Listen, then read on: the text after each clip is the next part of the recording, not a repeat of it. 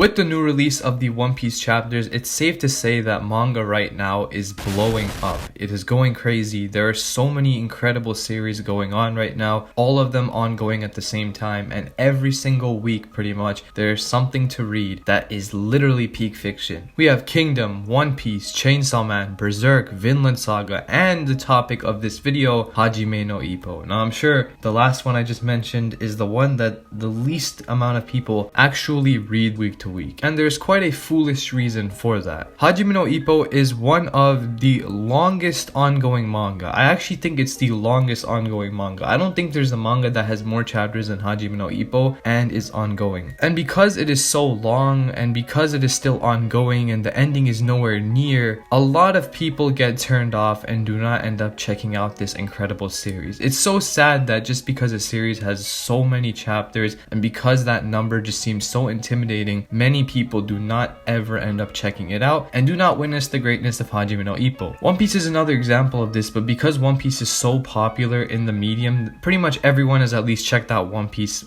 once, right? But Hajime no Ippo is not nearly as famous as One Piece, and because of that, it does not get the attention that it deserves. My god, this series is incredible for the amount of people that watch it. I don't care that it has 1400 chapters, it is truly a masterpiece of a series. Hajime no Ippo does have an anime which covers about a third of the series, and while the anime is enjoyable to watch, primarily the second and third and I think the fourth seasons, it's still nowhere near the manga in my opinion. See, the anime is great, but the first season is quite old, so the animation style is very old, the voice acting and the audio quality is pretty old, all that good stuff you hear from old anime series. But that's not the biggest problem with it. I just feel like the anime doesn't live up to the manga, especially because the manga's art is so good, and just the way the manga does the fights for some reason is better in my opinion than the anime. But a lot of people do prefer the anime over the manga because of the music, because of the animation, especially in the later seasons. So if you are typically an anime person over a manga person, I would recommend checking out the first few seasons of the Hajime no Ippo anime before reading the manga. As I said, it covers about a third of the series,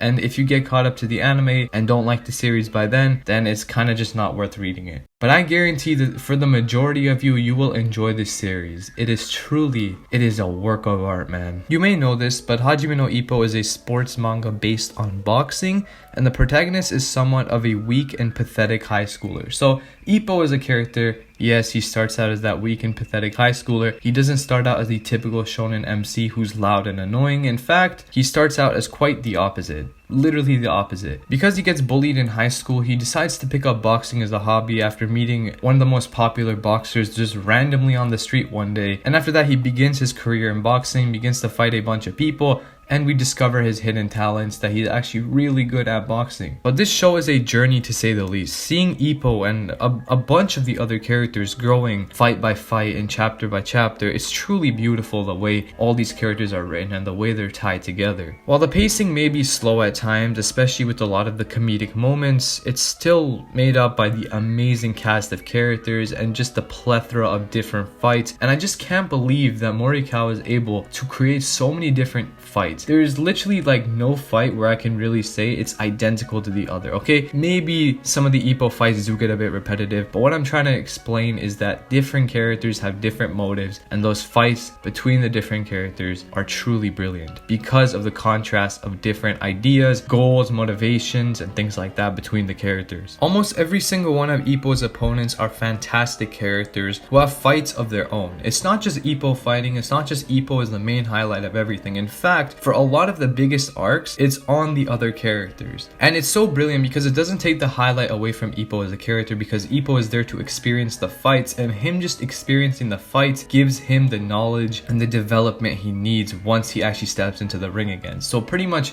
every single fight for all the side characters alone are just, there's like no words to explain it. The way the fights are written in Hajime no Ippo, I've never seen for another sports anime. It's just something else, man. Maybe because boxing is such an individual sport where you really dive into the mind of the person fighting. But Hajime no Ippo does that whole into the mind of the character thing brilliantly. Every single fight, it's not just about beating the other person up. It goes so deep into the mental state of the person. The buildup of the fights as well are so deep and detailed with the characters, how emotional they are, and why they're really doing this. The buildups of the fights may literally be the best parts of the fights themselves. Each character has their own reason to box. They all have their own goals. They all have different backstories, and they all have different reasons for doing what they're doing in the first place. And it's so brilliant how every single fight contrasts these characters. There's just a way Morikawa does things with these characters that just seems like they were made for each other. It just seems like the two opponents were made for each other, the way they're built together and the way they're displayed metaphorically in the fight. I want to talk about Takamura as a character because whilst Ippo is a really good protagonist, my favorite character in the show is Takamura. Takamura, man, one of the best side characters slash deuteragonist ever. Without question, like truly an incredible character, an incredible fighter as well. I'm pretty sure he's like one of the coolest characters in anything. Like truly, he's that sick. He's also a really goofy character despite being probably the strongest fighter in the entire series, especially for his own weight class. He is unbelievable at fighting. And despite the fact that he's the strongest fighter in the whole show, the focus isn't always on how strong he is. It's more so on how he's developing for the fights and how he's mentally preparing himself to take on such big opponents every single time. And how being one of the biggest names in the whole boxing universe takes a toll on the person's mental state, and he still manages to stay strong mentally and physically for every single fight. The dedication that man has for every single fight that he does is truly incredible. It's very inspirational as well. And that segues into what I really want to talk about with Hajime no Ippo and what separates it from a lot of other sports manga and manga in general. The dialogue in Hajime no Ippo between the different characters leading up to their fights and leading up to different events in the story, the dialogue and just the metaphorical representations of different moments are so good in Hajime no Ippo. For the character of Takamura, a lot of his opponents are metaphorically represented and quite literally represented as different animals in their names and as well in their fighting styles. And Takamura himself is represented metaphorically as a hawk. That's just one of the many examples of it. But there's also much more deeper meaning and contemplations that the characters really go through. It's not just about the fights themselves, it's about how the characters really think going into the fights and how important their desire to actually win really is. It really debates the idea of how much you really want to win and that drive you need to have to win actual fights. You can't just go into the fights wanting to better yourself. You need to have the drive to win. You need to sort of become that monster if you really want to take on the world, because outside in the world of boxing there are true monsters out there who want the title, and that's a big step that the character Ippo, the main character, really has to learn. That's just one of the many examples of how brilliant the show is. It goes into the weaknesses of the characters, and even characters who are really strong in the ring are weak in different ways.